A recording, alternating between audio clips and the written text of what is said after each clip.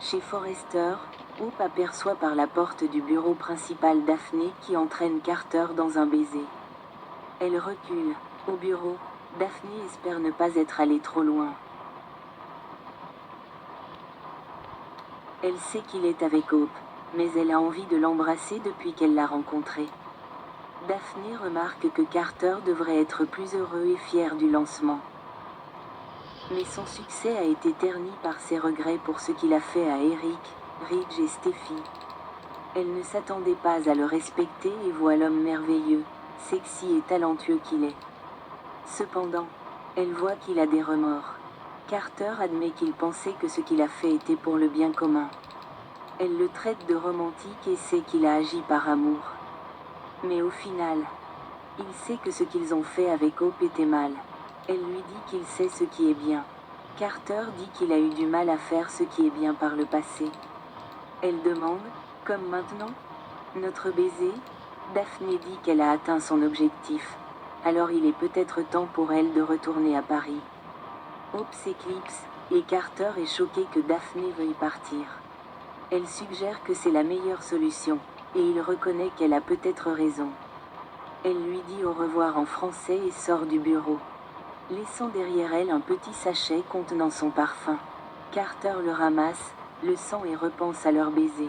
Hope revient, le voit en transe et claque la porte. Elle lui demande comment s'est passée sa conversation avec Daphné.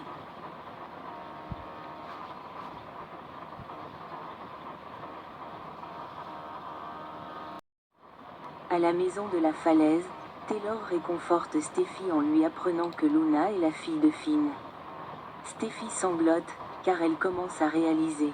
Elle sait que Finn est lui aussi en difficulté. Mais comment est-elle censée gérer cela? Taylor explique que Sheila se révèle être la mère de Finn, et maintenant Luna est sa fille. Ce sont deux femmes dangereuses qui ont tenté de la tuer. Elle prévient Steffi qu'elle doit penser aux enfants et partir. Steffi dit qu'elle ne fuira pas, qu'elle a confiance en Finn et se sent en sécurité. Taylor estime que Finn aurait dû lui parler de ce qui s'est passé avec Poppy, mais Steffi le défend, affirmant qu'il n'avait aucune raison de le faire et qu'il ignorait tout de Luna.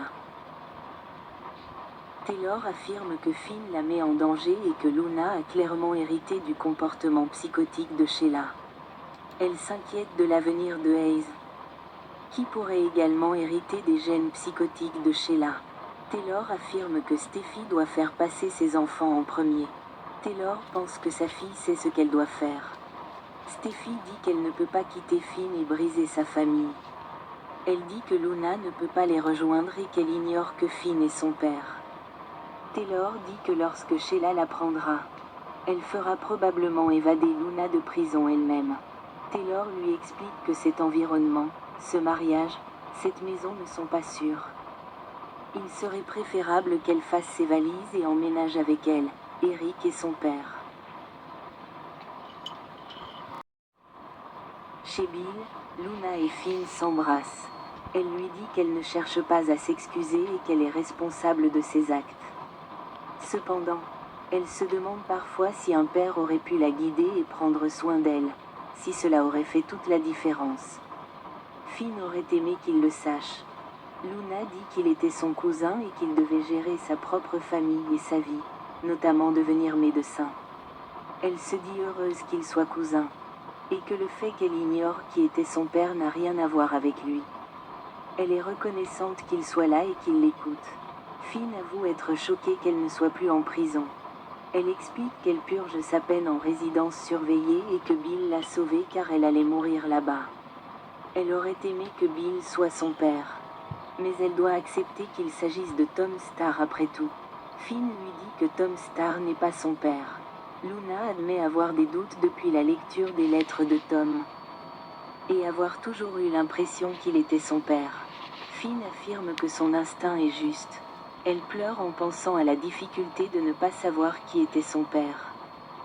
Alors que sa mère était toujours à moitié présente, attendant la prochaine fête.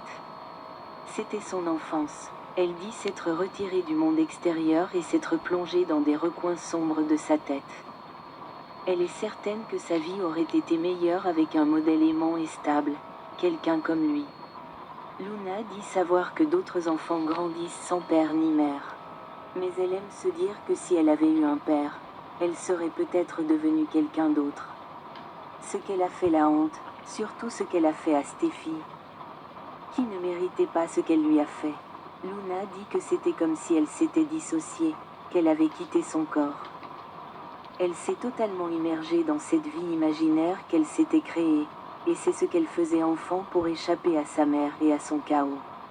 Enfant, Luna dit qu'elle priait sans cesse pour que son père apparaisse comme par magie. Ça aurait fait toute la différence de savoir ce qu'était le véritable amour. Finn répète « Je ne savais pas. Je le jure ». Luna lui dit que tout va bien, mais Finn répond que non. Finn dit qu'elle rêvait de regarder son père dans les yeux et de voir l'homme qu'il appelle sa fille le regarder en retour. Finn dit que ce jour est arrivé. Finn lui dit « C'est moi, je suis ton père ». Il serre Luna dans ses bras, qui pleure dans ses bras.